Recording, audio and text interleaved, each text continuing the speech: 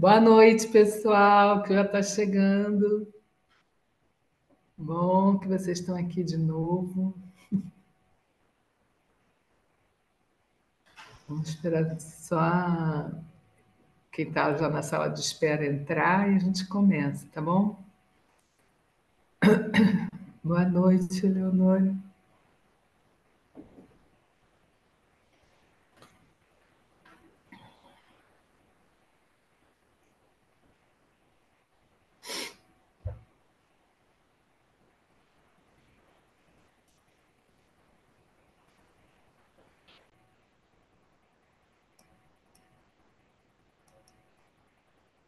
Bom, vou começar dando os avisos, né? Que nem na aula passada. Pedir para vocês ficarem de câmera e áudio desligados, que eu acho uma pena, mas. Vou deixar para fazer as perguntas só no final, pelo chat, porque senão, se for fazendo pergunta ao longo da aula, eu não consigo ver e depois fica difícil de resgatar essas perguntas, porque fica para trás no chat, aí né, fica igual na aula passada, só consegui ver algumas, não deu para ver tudo. Então, esperar lá para o final, a Laís vai colocar no chat a hora que for para colocar perguntas, e ela também vai colocar a lista de presença quando tiver faltando 15 minutos para encerrar, tá bom? Então, não precisa também ficar perguntando, parece que hoje vai dar certo a lista de presença, ela já testou, já resolveu o problema. E hoje também vai dar certo a minha apresentação, que não vai dar errado. A gente já testou aqui, deu tudo certo. Tá bom?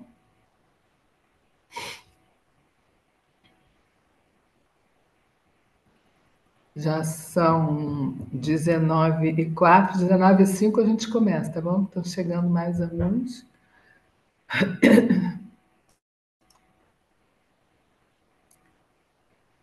Oh, obrigada, Francisco. Francisco, gentil. Que bom que você gostou. Marília chegou.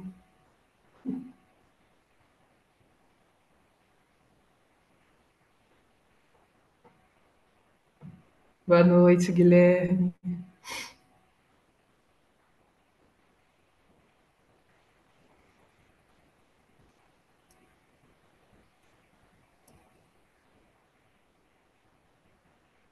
Marcelo Pimentel, meu primo. Tudo bem, primo? Ah, minha irmã também está aqui hoje, Marcelo, sua prima.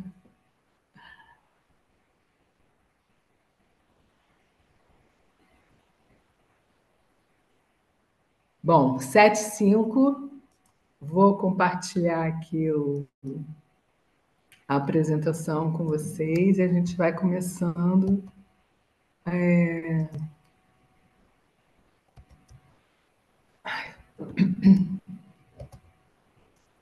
Vai começando a conversar.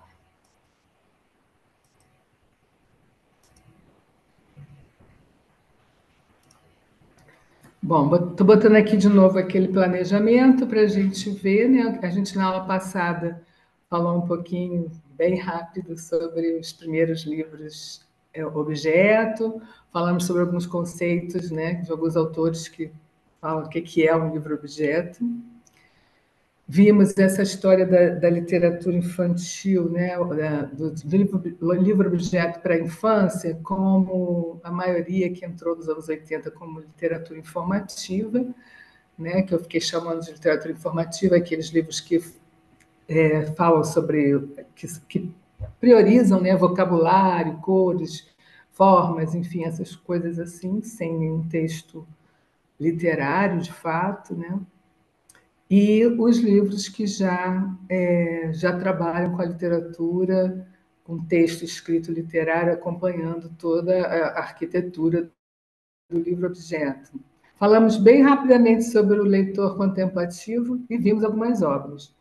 Hoje a ideia é ver os livros que são produzidos mais para jovens e para adultos leitores. E fazer também uma pequena distinção entre livro-objeto e livro de artista, e, novamente, vou mostrar alguns livros para vocês. Eu queria começar voltando em dois conceitos que eu achei que ficaram assim bem rápidos e também suscitaram perguntas de vocês, que é a materialidade narrativa e os tipos de leitores da Santaella. Tá? Então, o que a gente está chamando hoje em dia de materialidade narrativa? Né? Quem está pesquisando muito isso é a Margarida Ramos, né, que eu falei dela para vocês na aula passada, e a Diana Navas também, que é da PUC de São Paulo. A Ramos é lá de Aveiro, de Portugal. E a gente vem discutindo essa questão da materialidade narrativa, né? Porque a materialidade, só a materialidade, não contempla tudo que esses livros objeto trazem para a gente, né? E então eu botei assim alguns tópicos, né, só para a gente pensar um pouco no que é essa materialidade narrativa. E eu vou ilustrar esses tópicos com o livro do Roger Mello, que está aí pequenininho, para a gente pensar sobre isso, né? Porque, primeiro, por que se chama materialidade narrativa? Porque tudo que está ali, né, tudo que está compondo aquela obra, deve ser lido, deve ser levado em consideração para compor a história também.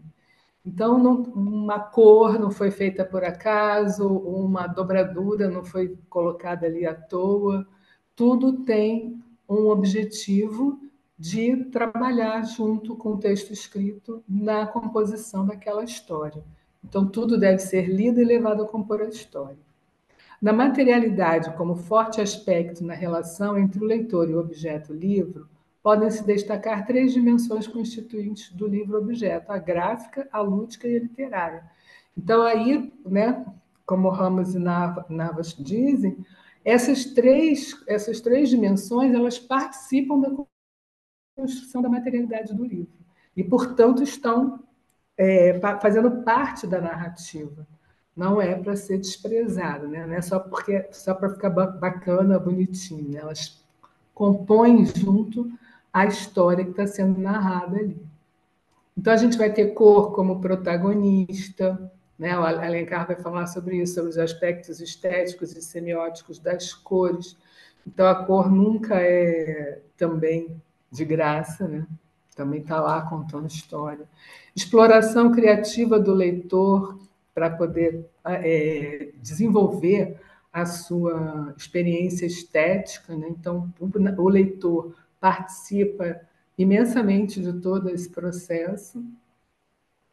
Texto, ilustração e projeto gráfico, com diversas possibilidades interpretativas, né? Então, não só o texto, mas toda a parte da ilustração, da parte arquitetônica do livro, né, que o projeto gráfico desenvolveu, tudo isso vai fazer parte da interpretação e vai contribuir para a interpretação e a compreensão das histórias. Ou seja, nada está ali por acaso. Então, quando a gente vai estudar um livro-objeto, não dá para não levar em consideração todos esses elementos que estão ali, né, na composição desse objeto-livro. Aí eu trouxe esse livro do Roger Mello, que, na verdade, o texto é do João Guimarães Rosa, e são textos que foram selecionados pelo Luiz Raul Machado. Não sei se vocês conhecem esse livro, já ouviram falar a história desse livro, né? O Guimarães Rosa passeava pelos lugares e ia fazendo anotações, né? Ele gostava muito de visitar o Jardim Zoológico, o Jardim Botânico. Então, ele tinha os cadernos com muitas anotações rápidas a respeito dos bichos e das coisas que ele ia vendo. E aí, o Luiz Raul Machado selecionou alguns desses comentários e, junto com o Roger Mello, eles criaram esse livro. Então, para a gente ver como é que a materialidade é importante na constituição do livro, a gente vai perceber que esse livro ele vem dentro de um envelope, né? Um invólucro. O que pode significar isso para a gente, né? Se a gente está falando de zoológico, os bichos estão todos presos, né? Nas jaulas deles lá. Então, o livro ele vem preso também dentro de uma jaula, né? E a gente já tem aqui uma janelinha com o rinoceronte ali atrás das grades. Então, essa capa ser assim, tem esse objetivo, né? De mostrar para a gente que os animais estão presos dentro das suas jaulinhas, né? Aí essa primeira capa, primeiro a gente tem uma cor verde, né, nesse invólucro, que a gente pode pensar, verde tem a ver com a mata, né? Os bichos deviam estar lá na mata e não dentro do jardim zoológico, enfim. Cada um vai ter a sua interpretação, isso que é importante. E aí a gente começa a entrar no livro, e é um livro de desdobraduras, né? Vai se desdobrando e aparecendo cenários incríveis aqui, criados pelo Roger Mel, e já com alguns textos do Guimarães Rosa, né? No pórtico, né, na entrada, então aqui é a entrada do livro também, não só do Jardim Zoológico. Amar os animais é aprendizado de humanidade. Se todo animal inspira sempre ternura, que houve então com o homem? Tabuletas reflexivas, não dar pão aos leões, não dar nada aos chimpanzés e às girafas, não dar espelhos aos macacos. 10 animais para a ilha deserta: o gato, o cão, o boi, o papagaio, o peru, o sabiá, o borrinho, o vagalume, o esquilo e a borboleta. Então, só por aqui ele já vai vendo o texto, né, do Guimarães Rosa, que tem humor, né, é sutil, é poético, e o livro vai se desdobrando como se a gente estivesse indo em cada partezinha do zoológico conhecendo os animais, né? Então, ele é um livro sanfonado e também de desdobraduras.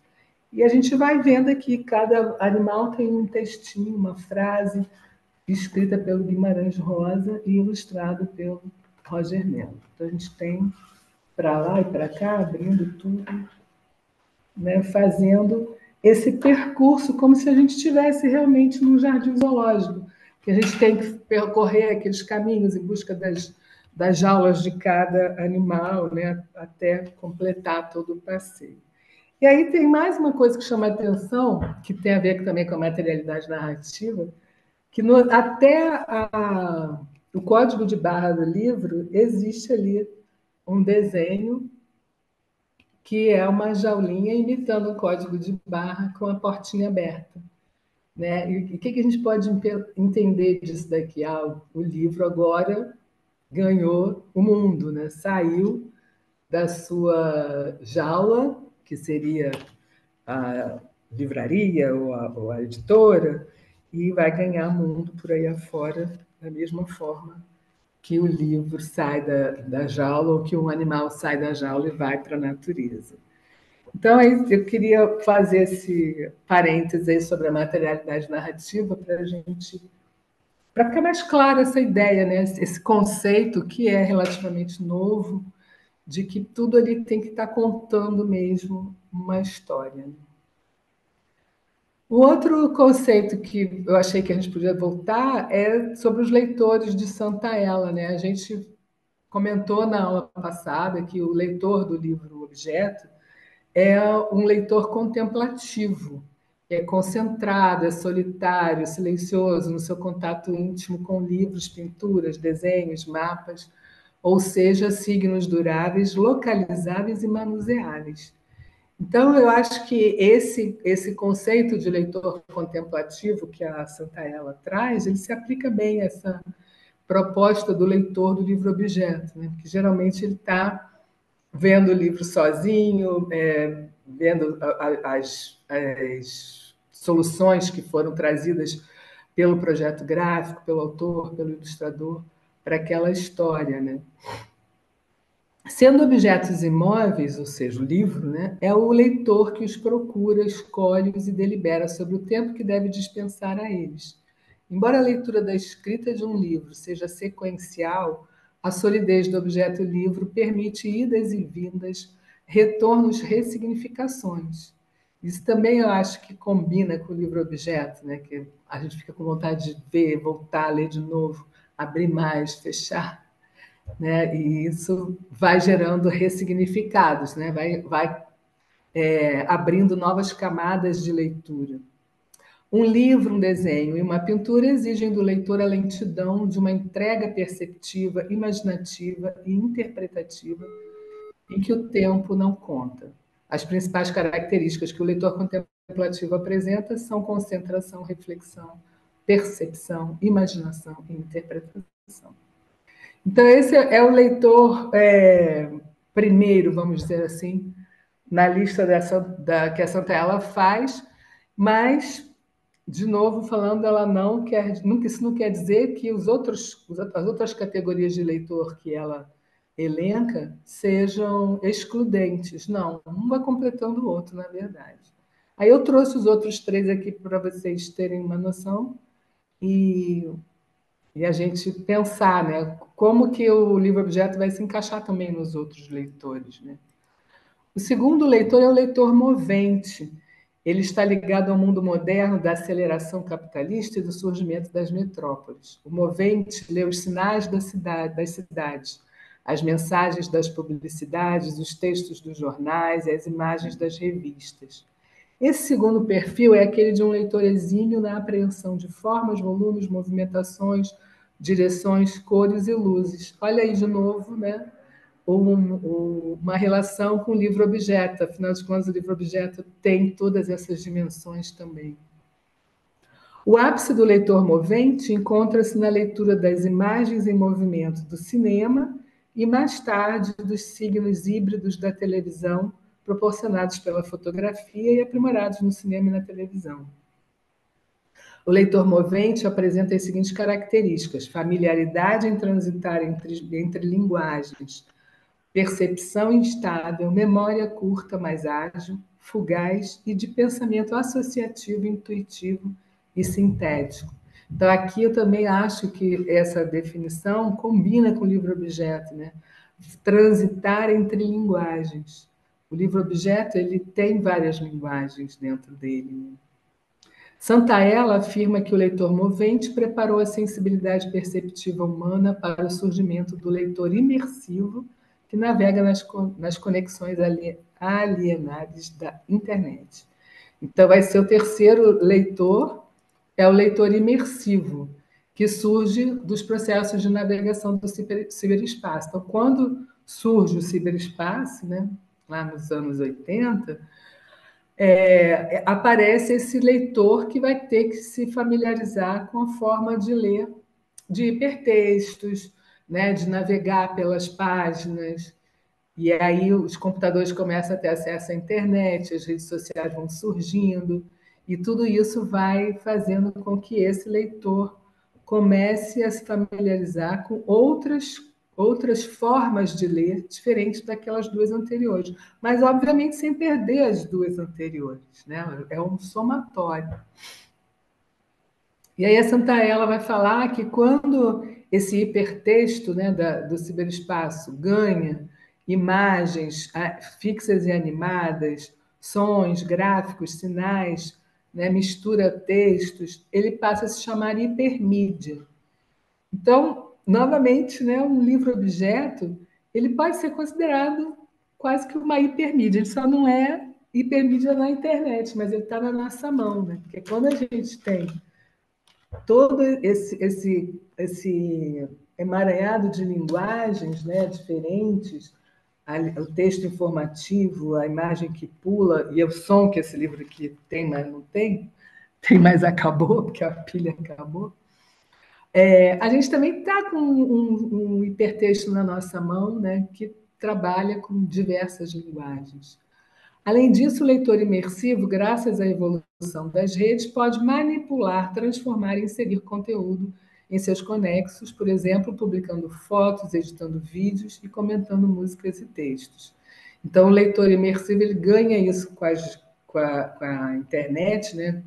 Que é a participação ativa, né? Então, ele não só lê, como ele também escreve e se manifesta pelas redes, pelas todas as possibilidades que a internet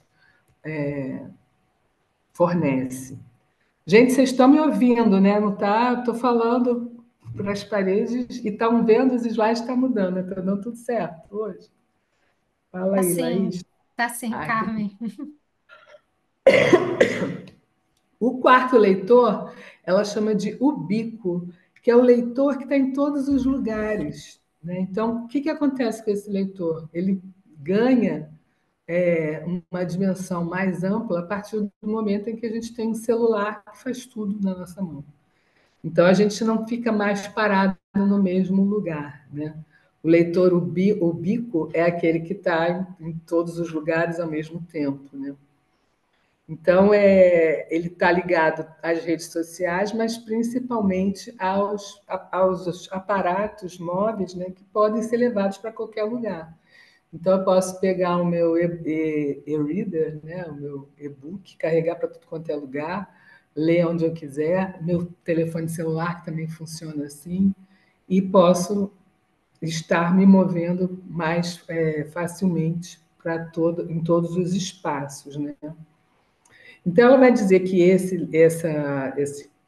quarto leitor, né, é uma expansão inclusiva dos perfis cognitivos dos leitores que o precederam, e que o leitor ubíquo tem por tarefa manter vivos e ativos. Isso que é interessante, né? Que esse leitor ele incorpora todos os outros três anteriores, o imersivo, o, o imersivo, o contemplativo e o movente, né? Ademais, é um leitor que tende a aprender como o sentido também emerge em contextos coletivos e colaborativos, como a criatividade opera numa cultura aberta, baseada em amostragem, apropriação, transformação e em traduções contínuas. Então, o leitor de hoje, né, ele tem que, na verdade, aprender também a ler dessa forma, que não só pegar um livro, sentar e ler, tem que ler também todos os aparatos tecnológicos que vieram juntos, né? Esse é um gráfico, um mapa mental, né, que foi feito por uma aluna minha, para esses leitores, né? O contemplativo, que está mais ligado ao livro impresso, à imagem expositiva, à leitura silenciosa, ao isolamento. O leitor movente, que está dentro da multidão, que trabalha com imagens, propagandas, tiras de jornal, cinema, ou seja, todo aquele aparato de imagens que nos bombardeou, né, em determinado momento da nossa vida. O imersivo, que já está ligado ao ciberespaço. O Ubico, lá no fim, acesso ao ciberespaço em qualquer localidade. E a Santaella já vai falar de um novo perfil, que ela está chamando de precoce, que é a criança que nasceu nessa cena sociotécnica atual. Então, é a criança que, com 1 ano, 2 anos, já pega um celular e consegue mudar o que ela quer, botar no filme, no joguinho, enfim, se valer da tecnologia desde que nasceu, né? Então, o quinto tipo de leitor que a Santaella agora está divulgando, vamos dizer assim. Aí eu botei aqui. Uma vez que cada perfil de leitor aciona habilidades cognitivas específicas, um leitor não substitui o outro. Cada um deles contribui de modo distinto para a formação de um leitor aparelhado de habilidades cognitivas cada vez mais híbridas e complexas. Então, na verdade, esse leitor da atualidade, que é o leitor ubíquo, ele incorpora todas as habilidades que foram desenvolvidas pelos outros leitores também. Eu coloquei aqui, que na aula passada me pediram, né, as referências da Santaella. Então, ela começa a falar sobre os tipos de leitores nesse livro, A Navegar no Ciberespaço, em 2004, quando ela vai trazer o leitor imersivo, né? Já tinha o contemplativo, então ela vai trazer o imersivo. Depois ela publica outro livro falando da comunicação ubíqua, em 2013, que é esse leitor mais da atualidade, que está em todos os lugares. E nessa entrevista que ela deu a esse jornal, Estudos em Jornalismo e Mídia, ela vai falar desse leitor precoce, né, já anunciando esse novo leitor que ela está agora estudando. Né? O nome do artigo é Os Algoritmos Sonham por Nós, que está nesse link aí, é fácil de acessar e tal. Então, quem quiser tirar um print aí da tela para poder ter essa referência, é uma boa ideia, né? É uma boa chance de aproveitar esse trabalho da Lúcia Santaella. Bom, continuando então, o nosso assunto de hoje, né? O livro objeto para jovens e adultos. E aí eu começo com essa provocação, né? O que muda do livro objeto para criança para o livro objeto para jovens e adultos? E aí a gente vai cair sempre naquela discussão, né? A literatura pode ser mesmo dividida, né? Compartilhada, compartimentar entre infantil e juvenil e adultil. Enfim, é uma provocação, mas que no fundo a gente acaba dividindo por algumas questões, né? E eu trouxe algumas coisas para a gente pensar aqui a respeito disso. Então, eu comecei pensando assim: para que a gente tem que ler? Aí eu botei, se você coloca isso na internet, ler para quê, né? Para que serve a leitura? Vem milhares de textos, e aí eu fui pensando algumas coisas que, na verdade, todo mundo está falando a mesma coisa em tudo quanto é lugar. Né? Que a leitura estimula o raciocínio, melhora o vocabulário, aprimora a capacidade interpretativa, além de proporcionar ao leitor um conhecimento amplo e diversificado sobre vários assuntos. Ler desenvolve a criatividade, a imaginação, a comunicação, o senso crítico, a capacidade de argumentação e amplia a habilidade na escrita. Estimula a criatividade, a empatia, o raciocínio, o respeito, a imaginação, desenvolvimento cognitivo e da linguagem, uma visão de mundo mais ampliada, entre outros vários benefícios. Amplia a visão de mundo e a visão sobre nós mesmos, contribui para o pensamento crítico e leitura de mundo, colabora para uma visão de mundo mais sensível e humanizada. Eu não coloquei as referências porque é muito fácil achar isso na internet, né? Pode colocar lá que vocês vão ver, vai chover texto falando sobre o que é a leitura, para que serve, enfim. E aí eu completei com essa última frase aqui, que no mínimo exercita o cérebro, diminui o estresse e te torna um velhinho bom de papo, né? Então, se você lê a vida toda, você com certeza vai ser um velho que vai ter uma conversa boa com as pessoas, né? Não vai ser aquela pessoa chata e ranzinza que não tem nada para falar. Então, se nada disso te estimulou a ler, pensa na sua velhice, que vai ser um bom caminho. E aí eu penso, estou aqui falando e pensando no meu pai. Meu pai faz 90 anos esse ano. E ele lê muito, ele lê muitos livros. Ele vem aqui em casa, leva livros emprestados. Minha irmã empresta livro para ele. Aí, às vezes, eu falo para ele escolher um livro na livraria. E ele gosta muito de ler e conversa sobre os livros. Então, eu acho que é isso, né? Aí ele fica fazendo comparações com outro livro que ele leu ou com alguma situação da vida real. E é isso que é a leitura, né? E aí é para qualquer idade. Então, desde a criança até o adulto, a gente vai passar por todas aquelas situações, né? Vai servir para qualquer idade justamente porque é para o nosso desenvolvimento, para o desenvolvimento humano. Mas o que muda de fato, né? Então, por que a gente vai te chamar de leitura adulta, de leitura infanto-juvenil e tal? Aí eu botei aqui algumas perguntas porque é claro que a gente pensa, né, um livro para adulto tem outra estrutura, tem outro fôlego de leitura, tem narrativas mais densas, a linguagem gráfica às vezes é diferente. os temas, né, normalmente são mais complexos, vocabulário também, linguagem também. A linguagem para criança é um pouco mais cuidada, né, é mais trabalhada para que a criança tenha mais facilidade de compreensão, o adulto já está mais no nível das metáforas. Enfim, são questionamentos, né, que a gente pode ficar pensando o tempo inteiro quando tiver com o livro na mão, mas, no fundo, essa divisão, essa segmentação da literatura é sempre feita pela editora, pela própria, às vezes pelo próprio autor, né? Enfim. E a gente vai pensando e tropeçando nessa história, mas se a literatura é para quem, né? É para todo mundo, né? Se é literário mesmo, não tem idade, não tem, é de 0 a 800, né? Então a gente fica com esse questionamento aí. E aí eu trouxe um livro, né, que ilustra um pouco isso, que é um livro a princípio para criança, né? Porque é a história do Pinóquio, mas que na verdade não é um livro que extrapola os limites, né? Porque ele tem essas camadas de leitura, né? Que uma criança pode ler e se divertir com esse livro, um adulto pode ler e ficar pensando sobre esse livro.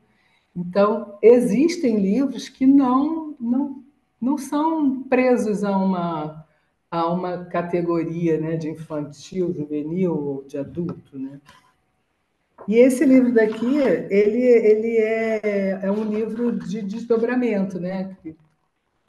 É interessante porque a ilustração, a proposta do Rampazzi, né, é de se colocar num espelho, né? O Pinóquio está no espelho pensando o que ele poderia ser, né, em cada situação pela qual ele passou. Então, é um livro que, se a gente não conhece a história do Pinóquio, ele perde um pouco as referências, né? Porque, e aí? Quem é esse Gepeto, né? Quem é a fada azul e o lobo e a raposa, né? Raposa. Por aí vai. E até que chega nessa parte em que tem o desdobramento, né? Que ele vai falando. Era uma vez uma árvore que sonhou ser um menino. Esse menino corria pelos campos, nadava na corrente do rio, sentia no rosto o sopro do vento e o raiar do sol. Ele encontrou uma árvore, se balançou em seus galhos, comeu de seus frutos e descansou à sua sombra. E aí o nariz dele se cresce, né? No livro abrindo, até que no final o final do livro é ele se encontrando com o menino mesmo, né? Tornar-se real, refletido do outro lado. Então, essa ideia, né, de brincar com a história do Pinóquio serve para uma criança, serve. Ela conhece a história do Pinóquio, ela vai mergulhar nesse livro aqui e vai compreender, né? Mas também serve para um adulto pensar, refletir, né? O que eu estou fazendo aqui? Né? O que eu posso me transformar, né? Quais são as minhas possibilidades? Enfim, é um desses livros que extrapolam, né, as divisões dessas categorias, né? Mas não vamos entrar muito a fundo nessa discussão, porque isso só se realmente tivesse um debate aqui ia ser bom, né? E aí eu trouxe uns livros que passeiam por essas, né, que foram transformados, né, os clássicos da literatura, os contos de fadas, que muitas editoras fizeram como editaram como livro objeto, justamente para atrair outros leitores, né? Eu, pelo menos, penso assim. Acho que esses livros, que são histórias que geralmente são para o público jovem, eles, nesse formato, eles atraem muito o público adulto. Né? Eu, pelo menos, quando comprei para mim, não comprei para nenhuma criança. Ele é um livro super interessante, né? Foi publicado pela Publifolha. Ela já depois desse foi o primeiro que ela fez assim. Depois ela já fez Pequeno Príncipe, não sei, não acompanhei muito, mas tem outros que ela desenvolveu.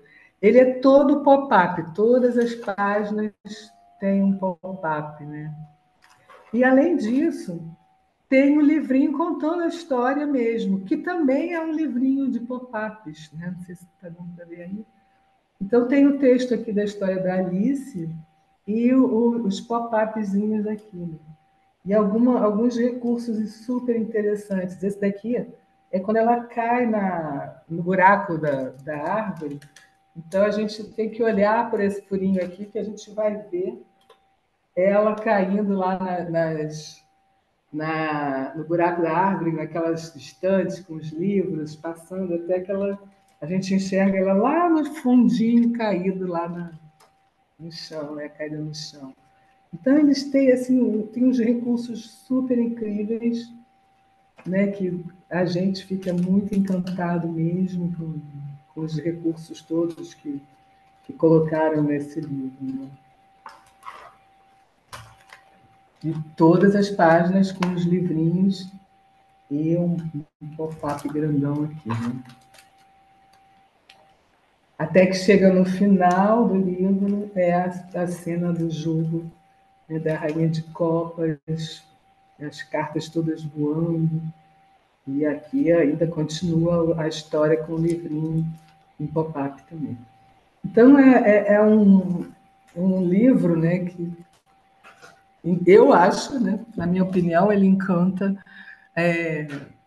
crianças, jovens e adultos. Né? As crianças gostam muito de ler esse livro, a história é bem completa, assim, não é o texto original, mas ele dá conta bem da história. E é um livro que fica nesse limbo aí de criança, de adulto, é o quê, né? Mas eu acho que serve para todo mundo também. Outro livro também que muito editado, né, com outras propostas. Esse que está aí na tela, é bem parecido com esse da Publifolha, com os livrinhos também, com pop-ups, né? Contando a história do Harry Potter. Ele é baseado nos filmes, então ele já tem um texto um pouco diferente, mas usa muito esse recurso do pop-up. E mais recentemente, a editora Mina Lima, que é lá da Inglaterra, ela está publicando, cada hora sai um dos volumes, o livro original mesmo, mas com uma proposta, né, com umas ilustrações diferentes e com alguns recursos de livro-objeto. Né? Eu só consegui comprar esse, que é o segundo, né, da série, o primeiro está esgotado, e é o da Câmara dos Segredos, né? Então ele é um livro assim super cuidado, né? Como se o papel fosse antigo e com as ilustrações, né? Umas ilustrações bem bonitas. Essa editora ela tem vários livros, ela publica muito livro de história de bruxo, não só do Harry Potter, mas também de outros, né? Então, as ilustrações são belíssimas, as páginas têm esse cuidado aqui de coisa mais antiga, né? Até que a gente chega nas partes que tem os recursos de livro-objeto. Né? Aqui o Harry Potter está caindo, ele cai lá, vai aparecendo ele caindo até chegar no final. Né? Não sei se dá para perceber aqui. Ele está aqui, vai passar aqui, vai passar aqui. Então, esse recurso. Né? Aqui também, outra cena que é feita um pop-up, né? Um carro passa pela árvore. A gente tem aqui também aquela planta, esqueci agora o nome, que vai nascendo aqui, a gente puxa para ver. Então, é um livro, esse aqui de puxar tira, né? A gente vê algumas cenas, tem uma pessoa tomando banho, aparece, a outra lá se arrumando. É um livro que com texto grande, então é mais para jovens, né, vamos dizer assim. Essa saga do Harry Potter, ela conquistou muito as crianças de 10, 12 anos em diante, né? Esse daqui abre, a gente levanta aqui e puxa para ver lá dentro, né? Tem a pessoa lá, aquela professora, a gente esquece o nome de todo mundo, não me lembro mais como é o nome dela. E tem também esse recurso do giratório, né, da roda. É super legal essa parte, porque você pode montar várias caras diferentes, com reações diferentes, trocar os cabelos, trocar a boca, fazendo o girar, né? E eu acho que tem mais um ainda, que é esse aqui, que sai a cobra pela boca. Então, é um livro grande, grosso. Mas é Harry Potter. Harry Potter é lido pelos pré-adolescentes, né? A partir dessa idade, 10, 12 anos. As crianças se deliciam com livros do Harry Potter. E uma edição desse tipo, então, com certeza vai ganhar muitos seguidores, né? Muita gente vai procurar esse livro, né? Porque ele é muito lindo mesmo. Outro livro também que foi adaptado dos clássicos é o Pinóquio, né? A gente viu aquele do Rampazzo, que tem uma proposta diferente, mas esse do Pinóquio, ele conta a história mesmo do Pinóquio, também de maneira reduzida, né? E com recursos também de livro-objeto. Ele tem pop-ups, tem janelinhas que se abrem, e a ilustração também é muito legal, né? Ele também tem isso. Aqui ele apresenta os personagens, né? E aí no início a gente já tem um pop-up, né, da cena inicial, quando o Gepeto faz o boneco, né? E a história ela é mais resumida, mas é uma história longa também, né?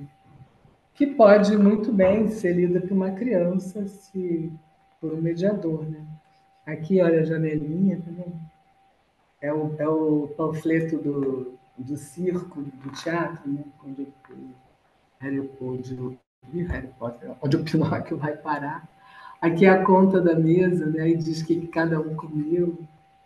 Aqui também tem um mapa, que o gato e a raposa vão embora e deixam um mapa para o Pinóquio se virar para ir atrás deles. Então, é também, né, um livro-objeto. Aqui tem mais uma coisa. É a de girar aqui do lado, que vai mostrando algumas cenas da Terra das Abelhas. E aqui do outro lado a gente tem as coisas que estão sendo colocadas no caldeirão que ela está fazendo lá.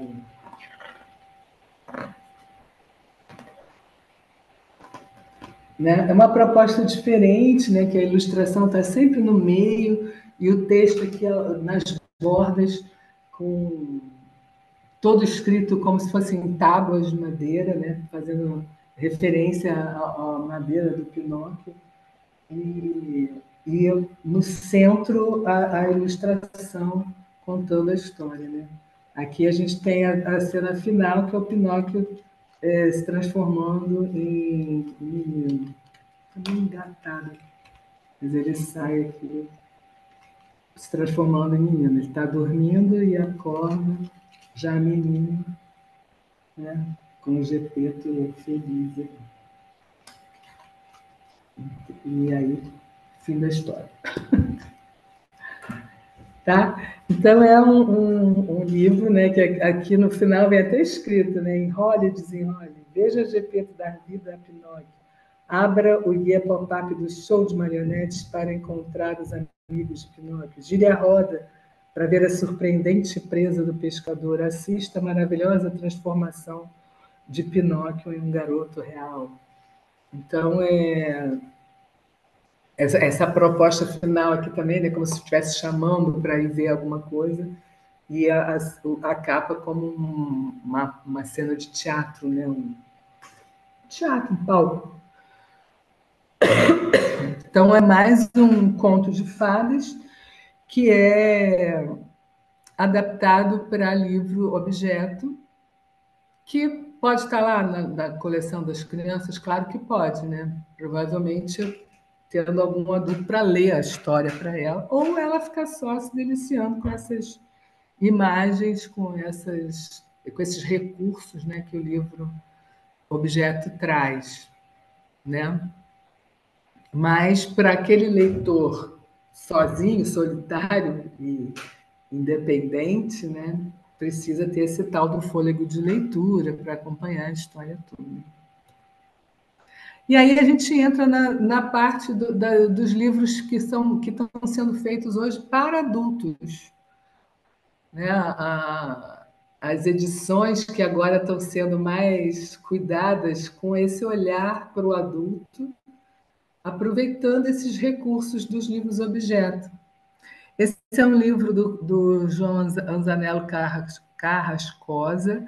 Ele foi feito junto com a esposa dele, Juliana Monteiro Carrascosa. Se chama Catálogo de Perdas. Eu não tenho, porque ele está esgotado, esse livro, né? Foi publicado com uma tiragem relativamente pequena e esgotou, a gente não consegue achar de lugar nenhum. Eu tive com ele nas mãos num evento, mas não tinha para vender. E aí é só foto mesmo que a gente tem para mostrar.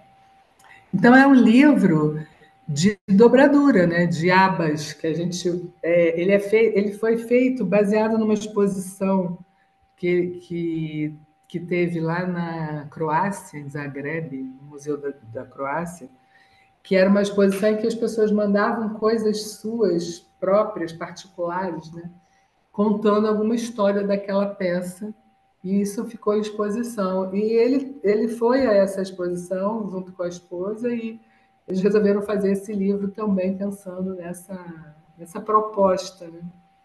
E aí o João escreveu pequenos textos e a esposa dele fez as fotografias. Na verdade, foi o inverso. Ela fazia a fotografia e ele escrevia textos todos com a temática de perda, né?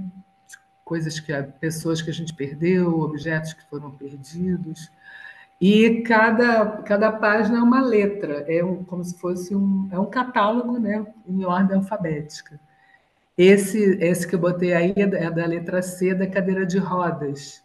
Então, a imagem que ela reproduziu, assim, né? Uma pessoa com pedaços de madeira no rosto, como se fosse a cadeira de rodas se desmanchando, né? Então, é um livro que realmente o texto não é um texto que vá fazer as graças de uma criança, né? Mas traz essa ludicidade, né, do livro-objeto para o texto adulto, né, para a composição de um livro adulto. É muito bonito esse livro. Se alguém tiver, guarda, porque ele está fora de. Não sei se o SESI vai publicar de novo em algum momento. Esse outro livro aqui é genial. Ele se chama S, né? Vem assim vem nessa capa, né? Esqueci como é que chama isso aqui. Não é caixa, não tem luva, né? Acho que é luva. Ele vem lacrado, tinha um selo aqui, né? E aí a gente rasga para poder abrir. E quando abre é um outro livro, é o Navio de Teseu, escrito por um outro autor, obviamente inventado pelos autores do livro S. Esses autores são o J.J. Abrams e o Doug Dorst. O J.A. Abrams, ele é cineasta, então ele imaginou esse livro, né? E aí foi um livro materializado conforme ele imaginou. Então, ele é um livro simulando um livro que tá numa biblioteca. Ele tem aqui o selinho catalográfico dele. Aqui no final a gente tem aquela parte dos carimbos, né, de quando é que tem que devolver até a última data marcada, conserve esse livro, tem vários carimbos. Né? Mas o que faz dele um livro-objeto, além de ser um livro inusitado? Né? A gente vai ler um livro sobre essa história do navio de Teseu. Aí vem aqui na primeira página já um livro para empréstimo. E já aqui, de cara, a gente vai ver qual é o diferencial desse livro. Ele é um livro que é todo escrito. Ele é escrito por pessoas que leram esse livro. Porque ele tem escrito lá em cima assim: caso encontre esse livro, por favor, devolva-o à sala P19, Biblioteca Central, da Pollard State University. E aí, as pessoas que vão lendo vão fazendo comentários nas margens do livro. Então, a gente vai ver aqui com cores diferentes, cada cor é uma pessoa que está fazendo comentários ou falando de nada também. Tem uns que falam sobre um professor, tem outros que falam sobre o escritor, que eles fizeram uma pesquisa sobre o escritor. E aí é uma coisa interessantíssima, porque eu, por exemplo, eu só consegui ler tudo até hoje dos comentários. A história mesmo eu parei no meio do caminho, porque eu ficava mais curiosa com os comentários, com esses escritos nas margens, do que com a história em si. Né? Olha que outro, escrito em azul, verde e um laranjinha. Né? Então, cada pessoa que pega o livro faz seu próprio comentário. Né? Além disso, o livro é cheio de objetos, é aquele tal do livro com objetos dentro. Né? Tem cartão, tem uma foto, tem cartão postal, o texto escrito aqui, aves nativas do Brasil. Outro cartão postal aqui do Brasil também, escrito por uma pessoa que leu. Tem página de caderno escrita, né? Aí tem texto enorme, são 3 páginas escritas. E são coisas que vão dando vida ao livro, né? Outra fotografia, uma fotografia antiga. Deixa eu ver outra coisa aqui. Aqui. Um mapa desenhado num guardanapo de restaurante. Né? Túneis do norte do campus. Então, aquela coisa de ficar no restaurante desenhando, né, no guardanapo de papel, até isso vem aparecer aqui dentro do livro. Né? Então, não é à toa que um dos autores é um cineasta. Né? Eu acho que ele imagina um filme mesmo, que daqui dá para sair um bom filme esse livro daqui. Né? Ele é bem imagético.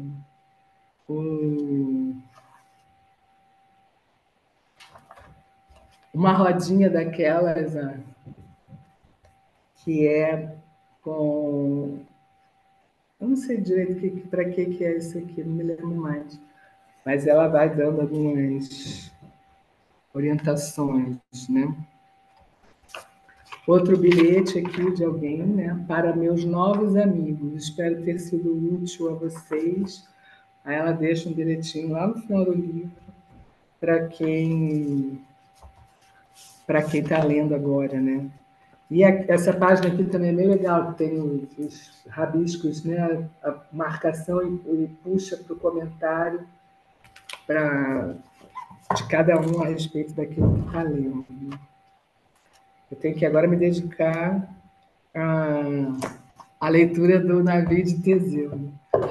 Então, eles criaram não só esse livro de dentro, né, com a história do navio de Teseu, criaram também o autor, que é descrito ao longo desses comentários dos leitores, né? Nesses comentários eles têm que fazer uma pesquisa sobre o autor, de quando que o autor viveu, né? De onde ele era. Então a gente vai conhecer o tal do Straka pelos comentários dos leitores, né? Então é um livro assim bem rico, né? E é um livro de objetos, né? Com objetos dentro. Esse aqui, um livro de 1964, do Júlio Cortázar, O Jogo da Amarelinha, um livro famoso, né? Do Júlio Cortázar, que é um livro-jogo. Existem esses livros-jogos, é que eu não tenho mais. Numa das minhas mudanças, eu dei muitos livros que eu adotava na escola, quando eu era professora, né? E depois me arrependo até hoje, mas já dei, já deu. Tinha uma série que eram uns livros desse tipo, do Jogo da Amarelinha, do Cortázar, que você vai lendo e ele diz a página que você tem que ir depois, né? Ou você pode ler na sequência. E esses livros que eram feitos para jovens leitores, né, eram livros adotados muito em quinta série, sexta série, hoje em dia sexto ano, sétimo ano. Eles vinham dizendo, no final da página, vinha escrito assim: se você quer que o personagem passe por tal situação, vai para a página tal. Se você quer que aconteça não sei o que, vai para a página tal. Aí você ia seguindo essas pistas e lendo cada vez uma história diferente. Esse livro do Cortázar é bem assim também, né? Logo no início, ele dá essa tabela que está aí na tela, né? Que é uma sugestão de leitura. Você pode ler o livro. Ele fala, né, assim, você pode ler o livro em ordem, né, uma página atrás da outra, que você vai conseguir ler uma história, mas vai acabar lá na altura do capítulo 73, que é mais ou menos aqui no meio do livro. Ou você pode seguir essa tabela que ele sugere aqui, né? Então ele já dá uma ordem que vai sair uma outra história. E isso vem aqui no final da página, que vocês estão vendo aí na tela também, entre parênteses tem o número 43, assim, é para onde ele está encaminhando, se você quiser fazer uma ordem diferente, né? Então aqui, por exemplo, quando chega aqui no final desse capítulo, tem a página escritinha aqui embaixo para onde você pode ir. Então, por isso que o livro é tão grande assim, né? Quer dizer, até aqui, né, essa parte toda aqui, é uma história completa.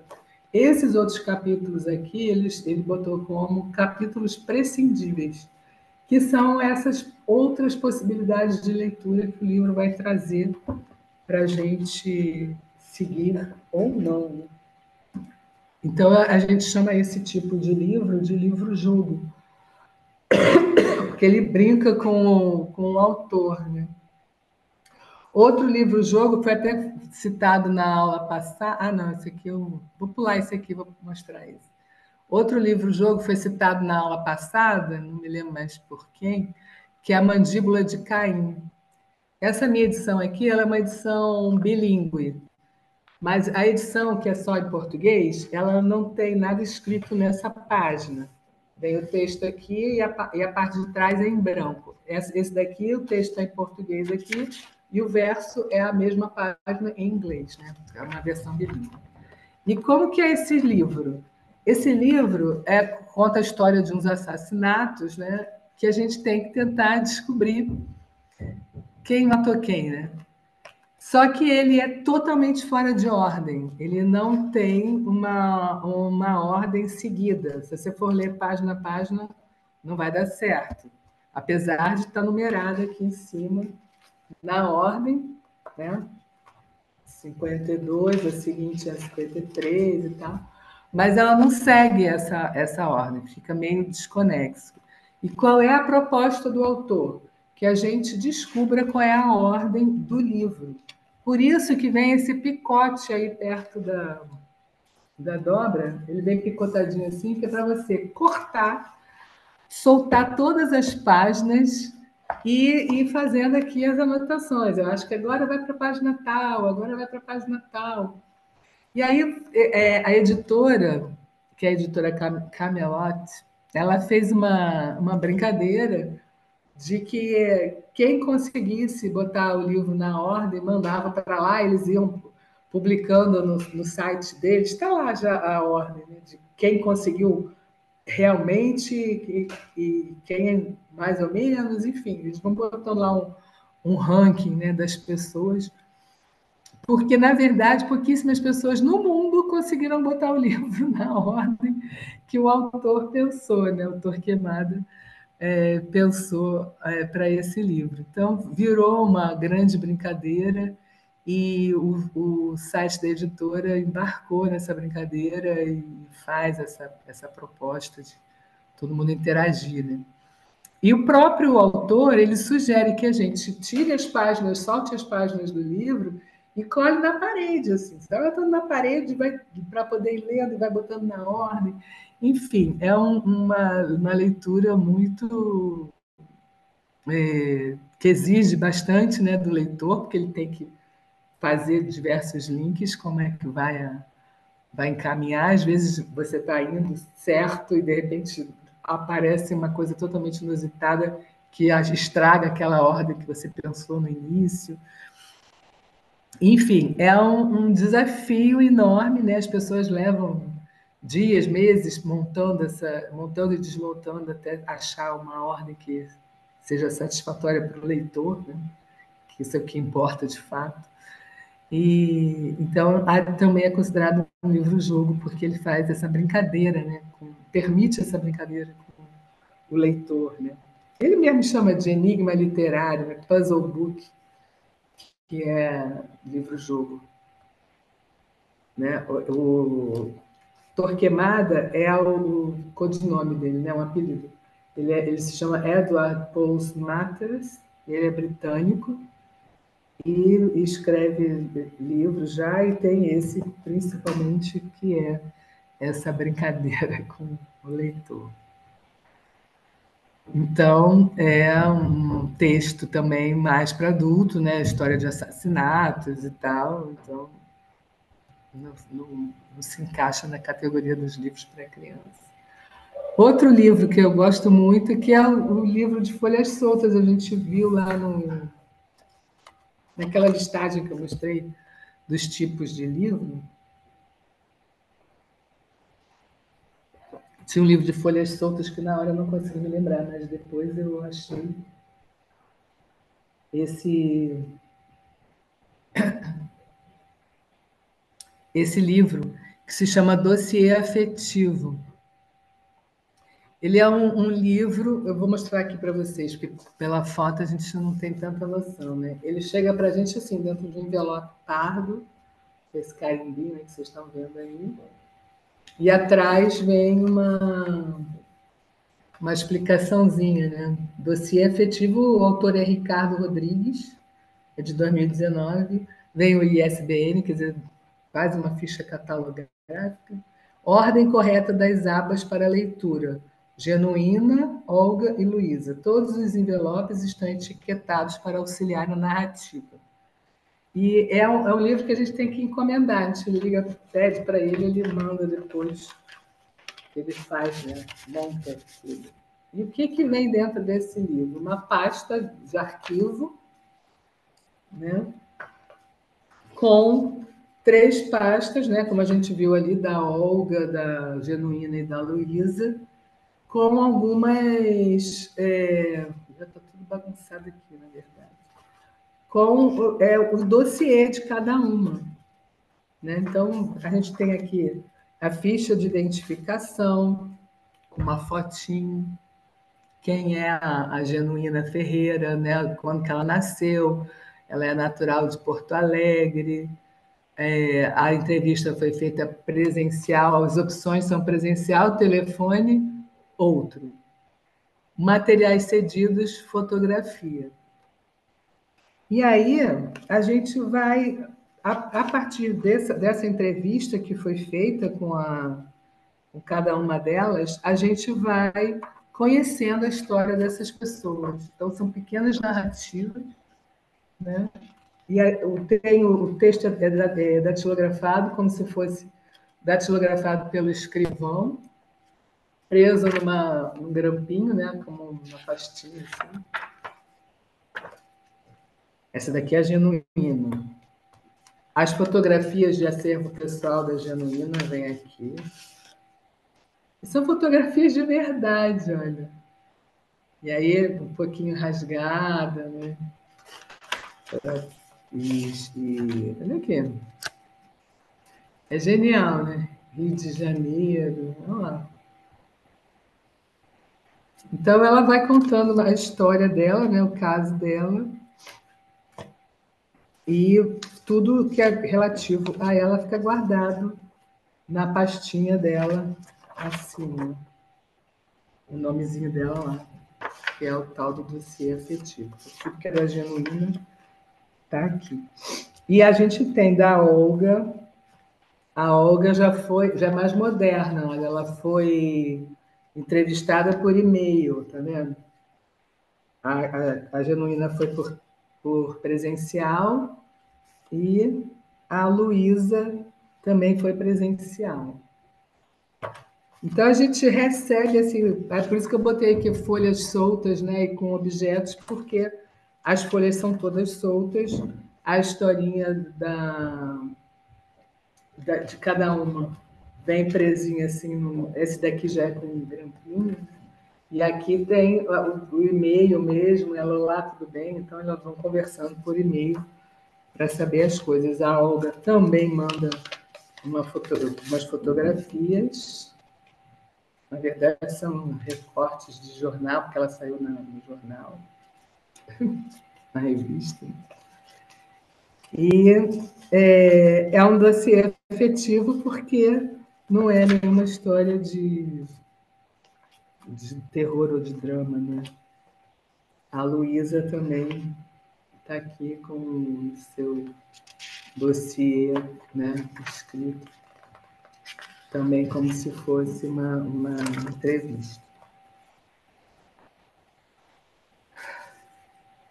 Tem um dos objetos que fazem parte, né, do dossiê da Olga, é uma carta escrita à mão, e aí vem carimbo de cópia, né, porque foi escrita assim. E é legal porque as histórias se entrelaçam, né? Quando a gente vai lendo, no final a gente descobre que, que elas são, na verdade, todas conhecidas, né? Essa carta é mandada pela Genuína para a mãe e para a filha, que são as personagens. Então, é uma composição bem diferente, né? Bem interessante. Um livro quase que artesanal, e aí depois a gente vai entrar nessa seara do livro artesanal, do livro de artista. Esse daqui também é genial, né? Isso é um livro, gente. É um maço de cigarro. Esse daí é com a tampinha flip-flop, mas quando eu comprei só tinha essa que é o de papel, assim, que dobra, né? E vem com selinho, assim. E o que a gente tem dentro dessa caixinha? Uns cigarrinhos.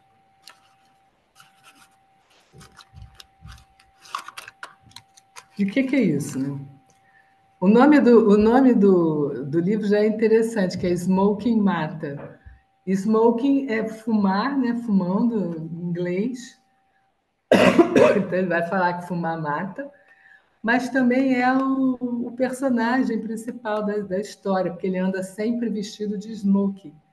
Então a gente vai ter a brincadeira com a palavra, né? E aí quando você pega um cigarrinho desses aqui, é uma tirinha, porque o autor, o Castifaia, ele é quadrinista.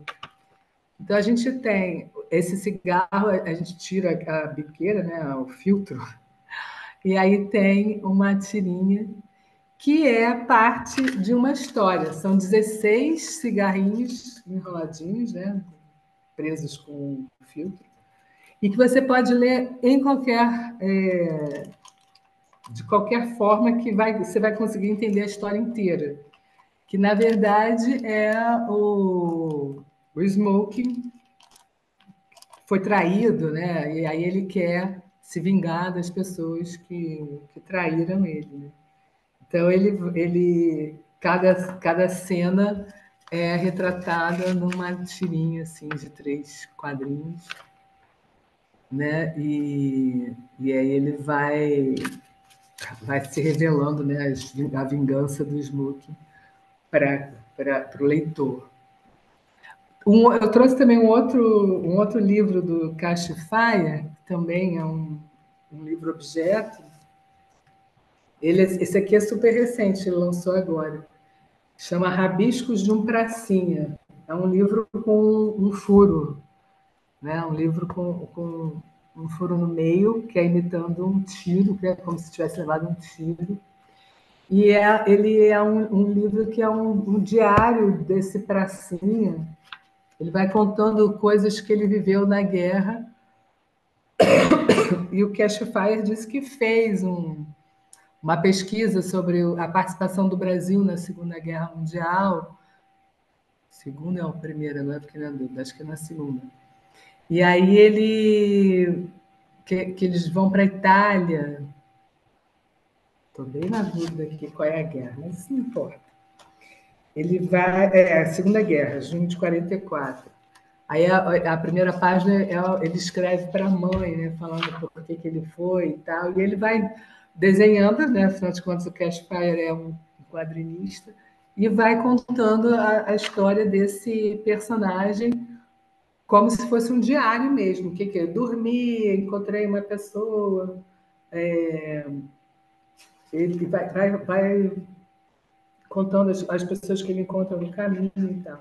E é um livro, quando você compra esse livro, os livros do Cashfire, a gente tem que entrar no site do Cashfire e encomendar para ele, porque ele trabalha com edição independente, né? Ele faz quase tudo à mão. Esses cigarros, ele enrola um por um para botar dentro das caixinhas. E esse livro aqui, ele fez isso também, né? Depois que a gráfica devolveu para ele sujou de sangue, tem sujo de terra em algumas partes. Ele fica fazendo isso tudo à mão depois que o livro chega, né, para ele enviar para os leitores que compraram, né? E aí veio com uma cartinha assim também toda suja e velha, imitando, veio escrito Exército Brasileiro 1945, Departamento dos Correios, imitando aqueles textos que eram censurados, né, com tarja preta e tal. Mas, na verdade, aqui ele está contando um pouco de como é que foi feito esse livro, qual foi a pesquisa que ele fez e tal. Então, isso vem junto com o livro do Rabiscos de um Pracinha.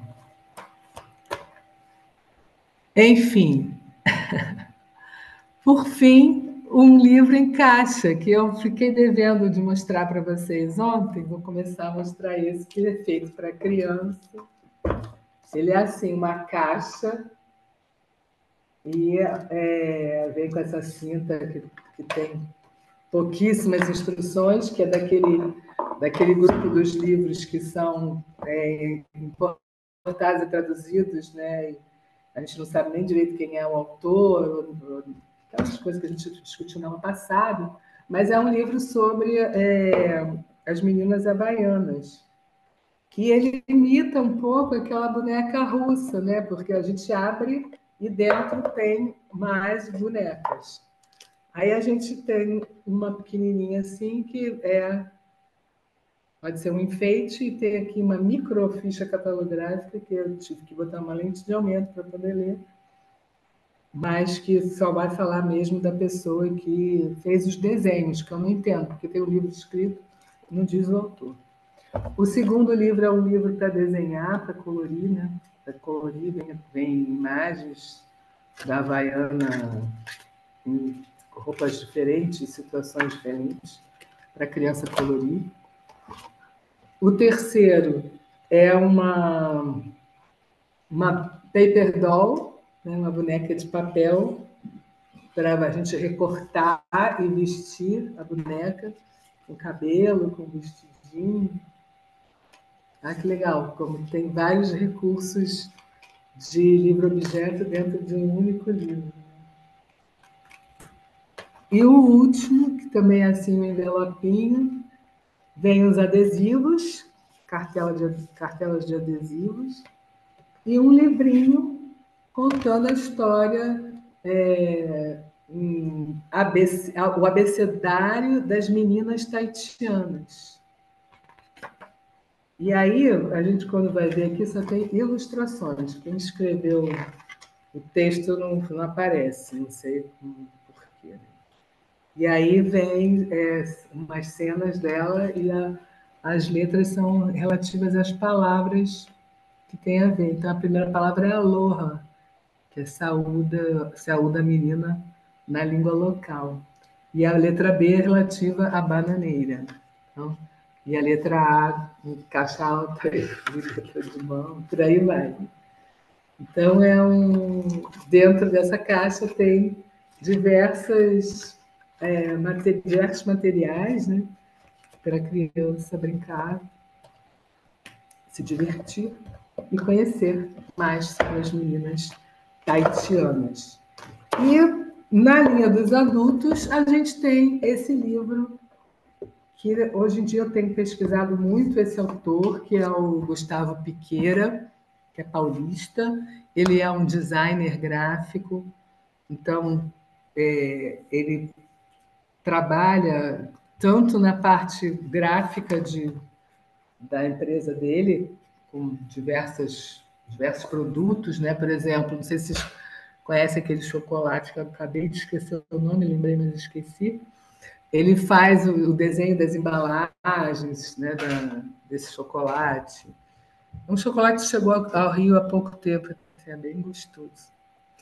E fora isso, ele publica livros, tanto livros só de artista, que a gente vai ver daqui a pouco, como também publicações com textos literários, né? Esse livro se chama 9 Meses, ele vem numa caixa desse tamanhão, assim, aqui eu esse trabalho. Ele não dá nenhuma pista para a gente na capa, não tem o nome do livro, não tem nada. Aqui atrás tem uma breve sinopse do livro e o nome da editora, né, que é a Lote 42, e o código de barra. O nome do livro está escrito aqui, né, dentro desse textinho e tal. E aí a gente fica olhando as coisas que esse livro tem, né? Então, ele tem aqui no meio uma bolota de resina com um inseto morto aí dentro, né? Morto, lógico, porque está dentro da resina.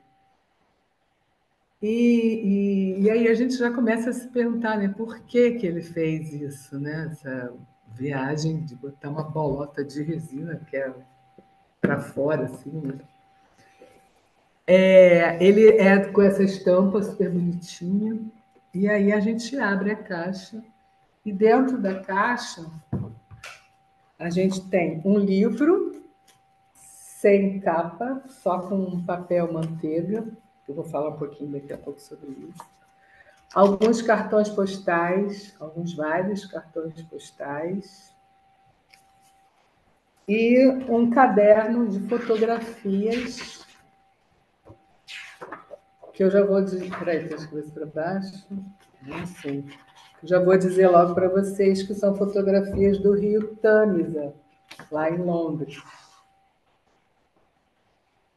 Fotografias tiradas pelo Piqueira quando ele foi lá fazer a pesquisa dele.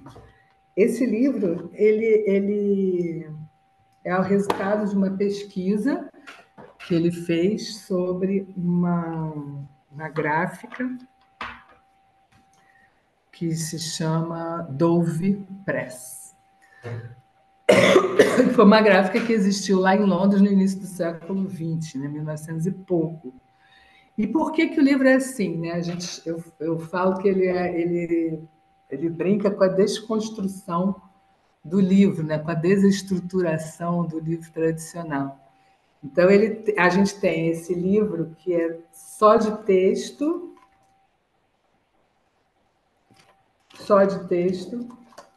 e esses cartões postais que são, na verdade, ilustrações do texto, que vem fora do livro, né? Ele colocou para fora, assim como o caderno de fotografias do Rio Tâmisa. E por que que tem isso, né? Ele vai contar a história, uma parte do livro é uma história verídica, é a tradução de um diário do dono dessa Dove Press, e, paralelamente, ele conta uma história de um pai que está esperando um filho. Por isso que o título do livro é 9 meses. Né? Então, o livro ele é construído assim. Vou te mostrar aqui uma parte que tem as duas partes para a gente entender. O que é escrito em diário vem sempre em letra em itálico. O Gustavo Piquet, ele adora mexer com tipos de letras, né? Tem um outro livro dele que é um máximo assim, em relação a isso. Então, o texto que é relativo ao diário é todo em itálico e com a data, é bonitinho. Ele simplesmente traduziu o diário do autor, pegou as partes que interessavam a ele e botou no livro. E a página ao lado já é a história desse pai que está esperando, que está lá passando por essa situação da gravidez da mulher. Né? E aí, por que essas histórias são assim? Né? E a gente vai lendo, hora um, hora outro.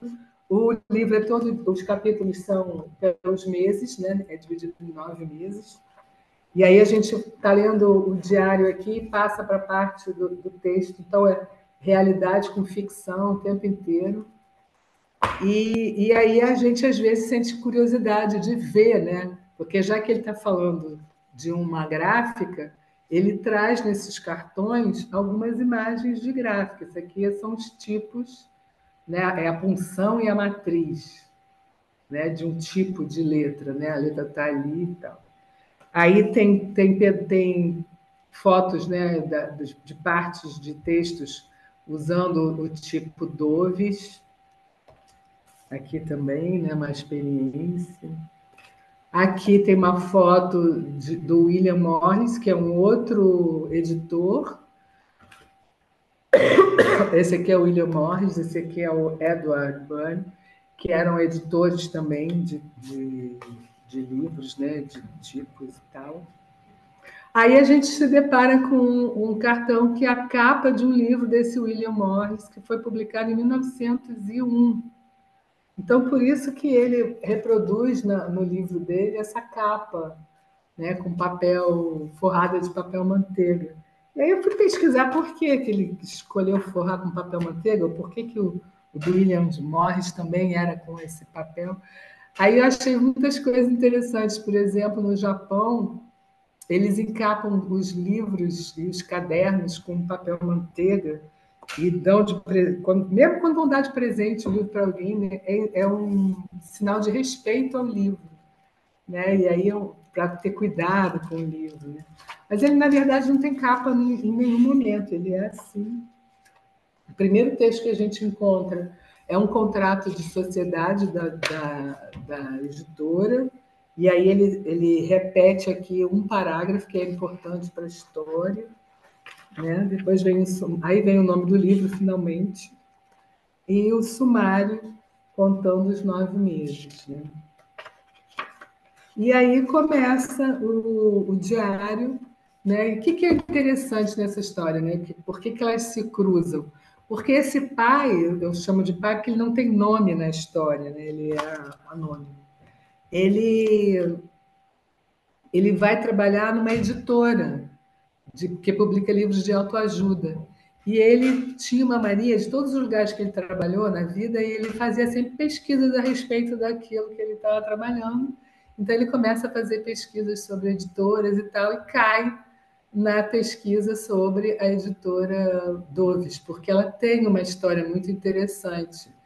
Esse dono da editora, deixa eu mostrar aqui uma foto dele, que é essa daí.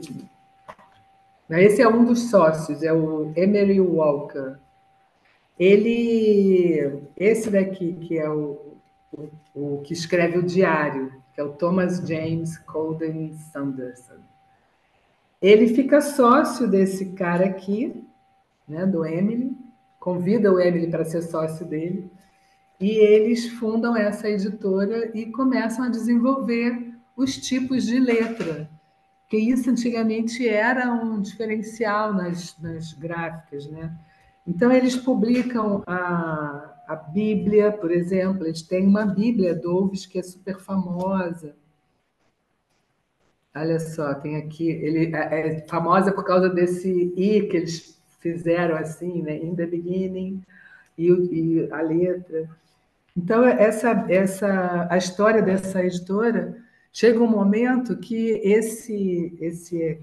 o Thomas, ele fica tão assim possessivo em relação aos tipos que foram criados, e ele resolve acabar com a sociedade, que é aquela primeira página do livro, que é a dissolução do contrato. E aí o outro fica, não, mas a gente criou juntos os tipos, vamos ter que dividir isso aí, não sei o quê. Aí ele fala assim, não, então vamos fazer o seguinte, a gente divide, a gente acaba com a sociedade, eu paro de usar o tipo Doves, né? Vou usar outros tipos, e quando eu morrer, você pega os tipos todos para você, porque afinal de contas o Thomas era muito mais velho do que o Emily. E aí isso fica acordado naquela dissolução lá do contrato, só que o Thomas não faz isso. Quando ele já está bem doente, lá no final da vida dele, olha aqui outra imagem, né, do que eles produziam. Esse Thomas também fazia esses padrões, né? É por isso que tem essa capa aqui, imitando um dos padrões que eram desenvolvidos por essa editora, né? Aí, quando ele já está no final da vida dele, ele pega todos os tipos, vai aos poucos, né? Porque aquele negócio era pesado pra caramba, e ele vai levando de pouquinho em pouquinho e joga tudo no rio Tâmisa.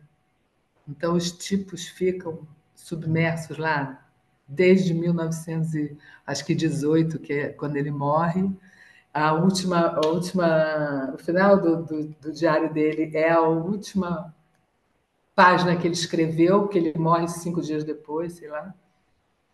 E ele joga fora tudo. Então, quando o outro vai até a mulher dele para solicitar, né, a parte que lhe cabia, ela fala que não tem mais nada porque ele jogou tudo no rio, né? Aí vira outra história lá. E, paralelamente a isso, o pai vai conhecendo a história dele também e fazendo relações com a vida dele, né? Ele fala, poxa, o Thomas também passou por vários empregos, que nem eu, né? E ele também se apegou a essa coisa, porque ele se apega à ideia de ser pai. No final, o bebê, a gestação não vai adiante, porque era uma gestação de inseminação artificial, e, e não vai adiante, né? E aí a gente vai vendo as histórias caminhando paralelas, porque quando o Thomas perde, né, joga fora, se distancia do amor maior dele, que eram os tipos Doves, ele também se separa da mulher e se distancia dessa história toda, tanto que no final ele nem se lembra que o último dia, o dia marcado para o nascimento dos filhos, ele nem se lembra mais daquilo e vai viver a vida dele normalmente, como se nada tivesse acontecido. Então, é muito interessante como que ele entrelaça, né, as duas histórias, e aí a justificativa para o inseto lá na tampa da caixa é essa ideia, né, de que a vida é perene, é finita, não tem por que a gente ficar se preocupando tanto com as coisas se um dia vai tudo acabar mesmo, vai tudo virar pó. Então, é um livro super interessante, né? Um livro que brinca com essa história de ter as coisas na mão, né? Dentro de uma caixa, bem dentro de uma caixa. Tem um texto literário muito bem escrito ali, ele trabalha com as vozes todas, né, dos personagens, porque esse personagem, a parte da ficção tem um narrador que conta a história e tem o personagem, né, o ponto de vista dele também. Então a gente vê tanto o narrador como o personagem se entrelaçando também. Às vezes você não sabe mais quem é narrador, quem é personagem, mas ele faz uma distinção de linguagem, né? A escolha da linguagem para o personagem é diferente da escolha da linguagem do narrador, e ainda tem a contraposição com o diário, porque ele manteve na tradução dele aquele linguajar formal do início do século XX, né? Então, todos esses detalhes assim, a gente vê, né, como o texto é, né, rico e bem escrito, né, a história é interessante e tal, dentro de um livro-objeto onde todos os objetos têm a sua função, ou seja, tem aquela materialidade narrativa acompanhando, né, a história toda. Né? Bom, posso falar muito de Gustavo Pequena, que eu virei uma apaixonada. Eu estou trabalhando com outros livros dele, já vou deixar aqui um pré-convite, que um dia eu vou fazer um mini curso só sobre Gustavo Pequena, que é apaixonante, mas é isso para deixar um gostinho aí para vocês. E aí a gente chega finalmente na coisa do livro de artista, né? O que é o livro de artista? Nossa, já são 8h30, tem que falar rápido. E aí a gente vai pensar nos conceitos que alguns autores trazem, né, a respeito do livro de artista, que no fundo, muito se entrelaça, né, se cruza com a ideia do livro-objeto. Né? Então, Plaza vai falar que é um objeto da linguagem e que tem uma leitura sinestésica, que o livro-objeto também tem, né, mas que é focada no objeto de design. Então, o livro de artista ele está mais focado na parte da produção de design, né, da estética visual daquilo, da parte arquitetônica, né, e tal. O Burry também vai falar isso, que os livros de artista são livros ou objetos em forma de livro, sobre os quais, na aparência final, o artista tem um grande controle. Então, também é uma definição que vai se preocupar com a ideia do objeto como obra de arte em si, né? E aí eu tirei desse texto, esse texto desse site medium.com, que não tem autoria, é o livro de artista é um objeto de arte que fala por si mesmo, podendo extrapolar, inclusive, o próprio conceito de livro, não necessitando de serem lidos para serem compreendidos. Na verdade, a leitura deve ocorrer na estrutura geral do livro e não pelo seu texto. Ou seja, a materialidade narrativa está aí passando pelo livro de artista também, né? Paiva também vai fazer uma descrição do livro de artista, inclui o livro objeto e o livro jogo. Então, ele coloca o livro de artista como se fosse um guarda-chuva, o livro objeto estando ali dentro, né? E o livro jogo ele separa, né? Ele surge nos anos 60, trata-se de um produto artesanal de arte contemporânea. A gente viu na aula passada, né, que a gente vai ver aqui de novo, o livro de artista aparecendo junto com os poemas concretos. Né? Então, são livros que valorizam a manipulação experimental das linguagens visuais e sinestésicas, expandindo o acesso à arte pela criação do interesse de leitura, pelo lúdico, por meio do prazer, divertimento ou fantástico. Então, aqui, o Paiva já vai juntar com aquele conceito de livro-objeto que a gente viu, porque ele vai trazer a ideia da leitura, né, do lúdico também. Né? Mas, bom, depois eu falo isso. Né? Então, lá na época da poesia concreta, concreta, né? O Ferreira Goulart, por exemplo, já fazia experimentos com o livro objeto como livro de artista, né? Não é uma composição móvel, espacial, que exige manipulação. É um poema objeto. Então você vai abrindo esses pedaços, né? Ele se desmonta todo, assim, né? Não tem texto, não. Ele é só assim trabalhando a tridimensionalidade. E ele incorporou a palavra, o som imaginário que o leitor assume e o visual do objeto criado, além da participação e animação do poema pelo leitor. Então a gente vai dentro aqui do vermelho, não dá para ler, mas está escrito não. Então às vezes aparecem umas palavras e a gente vai construindo esse poema conforme a gente vai brincando, né, com essas páginas do livro. A Lígia Clark, né, que foi a que eu citei na aula passada, eu falei ainda agora, que ela é considerada como se fosse o primeiro livro-objeto, né? Que ela faz esse livro que ela chama de livro-obra, que eu mostrei na aula passada uma página, mas ele é assim, é um livro sanfonado, e cada página ela vai falando de é uma obra de arte manipulável, que você pode mexer, e vem com um texto instrutivo, né? Explicando como que você mexe, como que você faz, né? O nome daquela obra e tal. Então, é um livro que foi criado em 1964, mas que levou alguns anos para serem 19 anos para ser publicado, e só foram publicados 24 livros. Hoje a gente só encontra em museu mesmo, exposto, né? Que não existe. Esse daqui é o Poemóbilis, do Augusto de Campos e do Júlio Plaza, né? Nessa visão do livro de poema concreto. O Augusto de Campos era um poeta concretista e ele se junta ao Júlio Plaza, que era um designer, né? Um artista. Ainda, né? Acho que ele ainda é vivo. Acho que ele é vivo. Que trabalhou essa parte plástica, né? Essa parte da arquitetura do livro em cima do poema do Augusto de Campos, que é um poema concreto.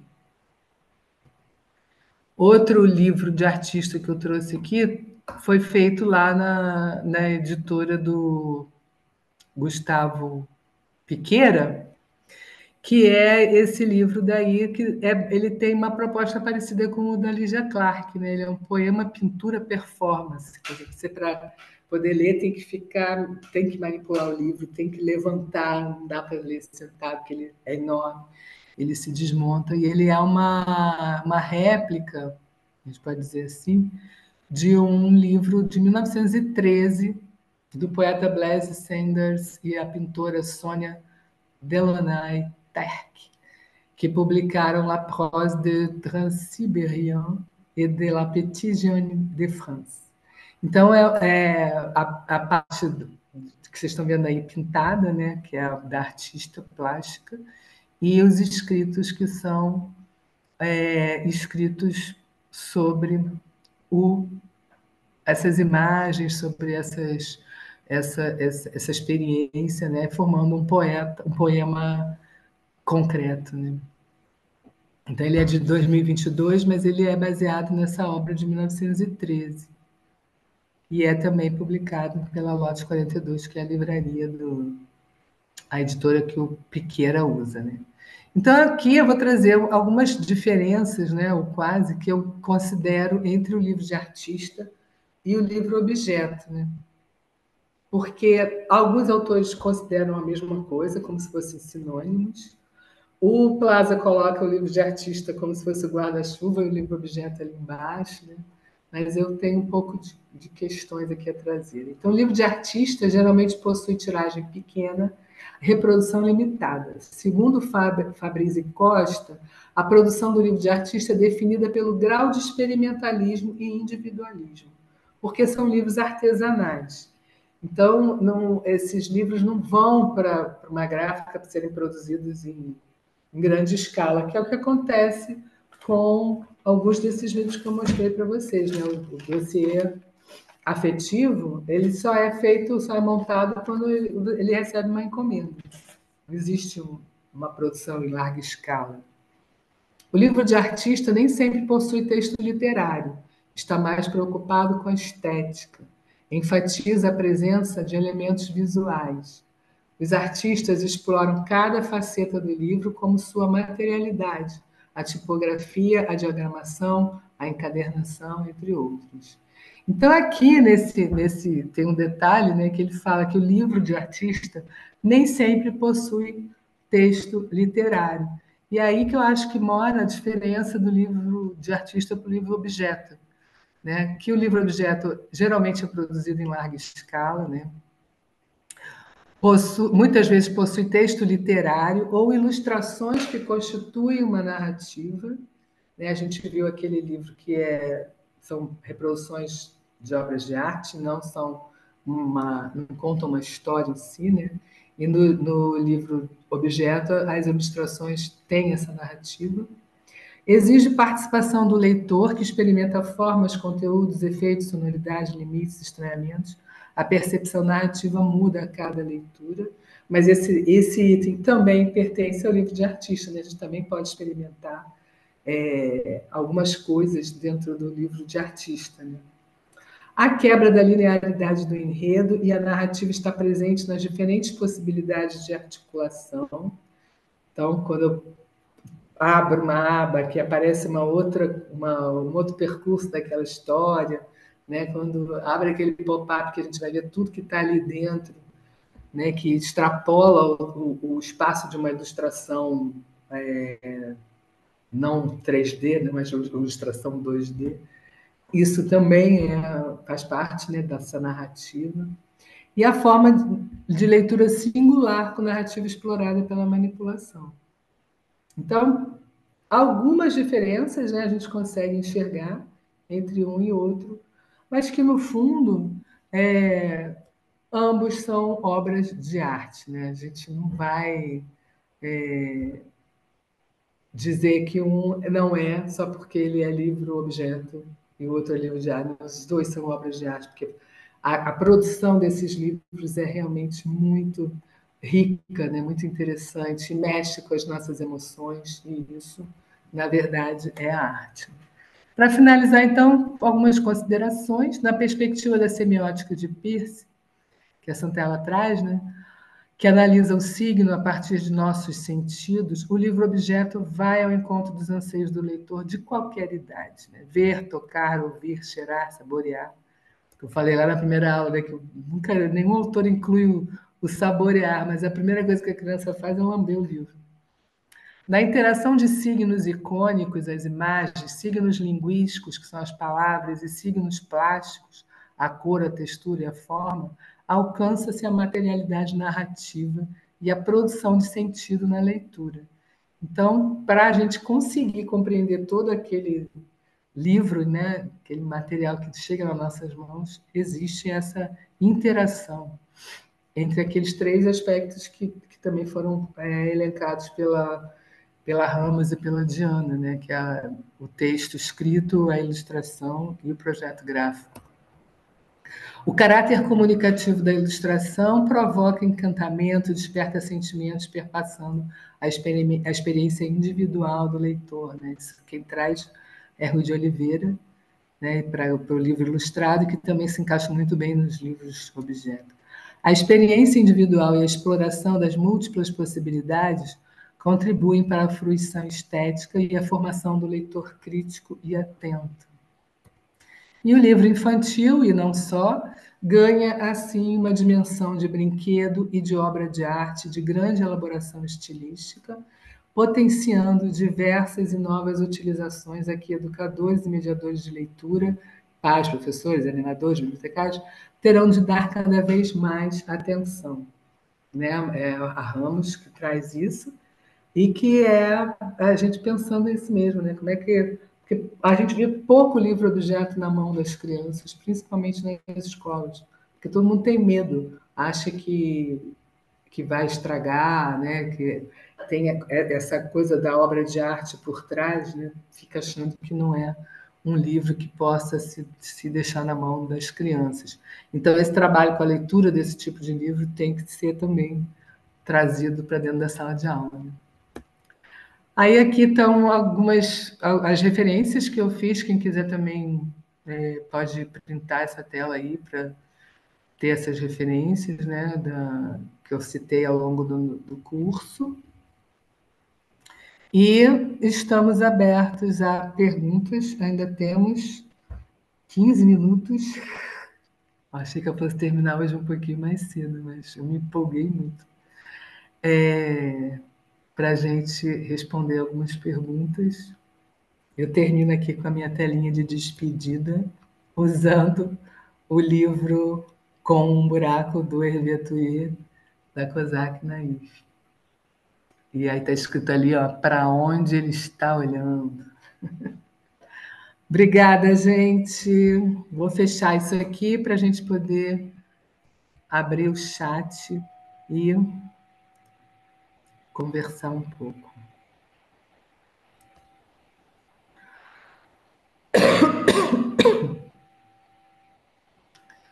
Deixa eu ir lá no chat aqui.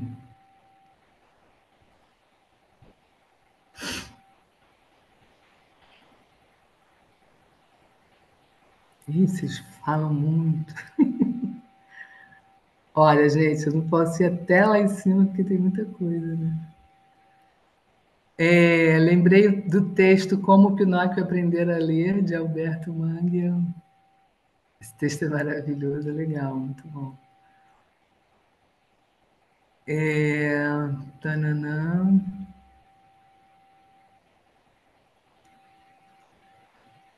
Não consegui assistir a primeira aula, só ele ganhar o certificado com a Laís.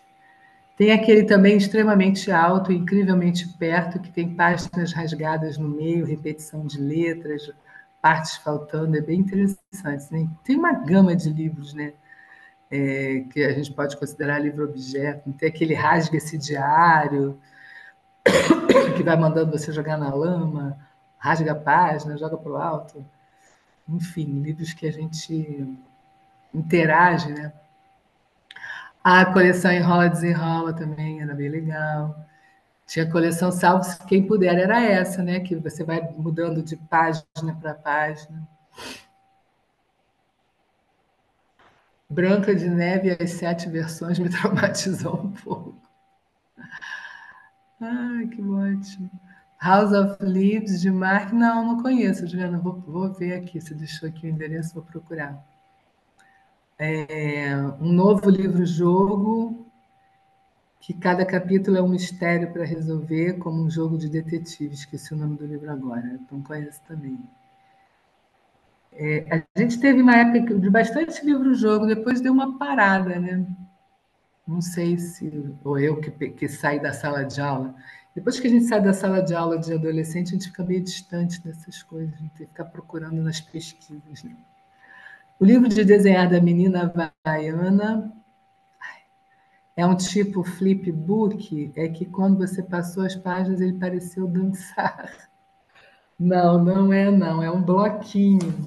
Vou mostrar aqui de novo. Ele é só um caderninho assim. Está dançando porque a tela devia estar toda.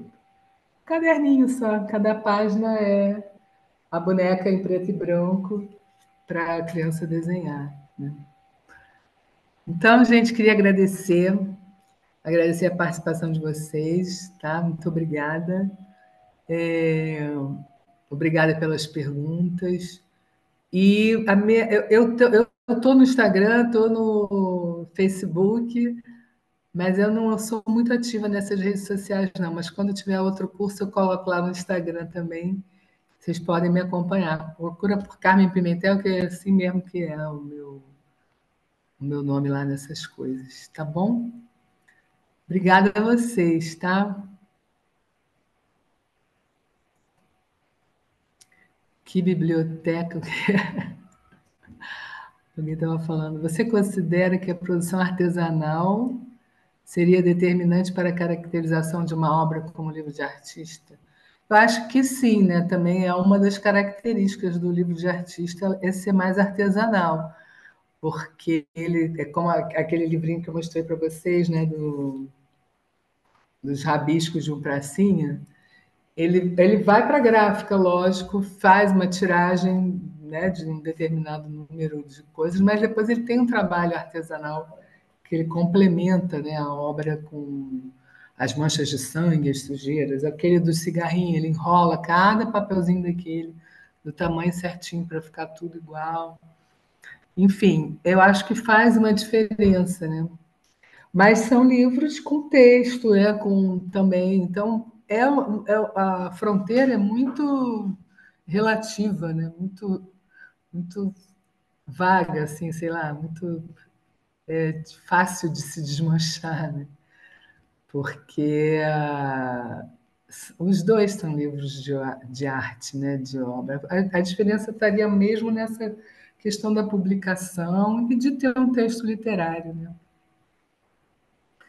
Eu acho, pelo menos no meu ponto de vista, o texto literário também faz grande diferença, né? O, o livro que tem um texto escrito que complementa, né, esse trabalho do projeto gráfico. Tá bom?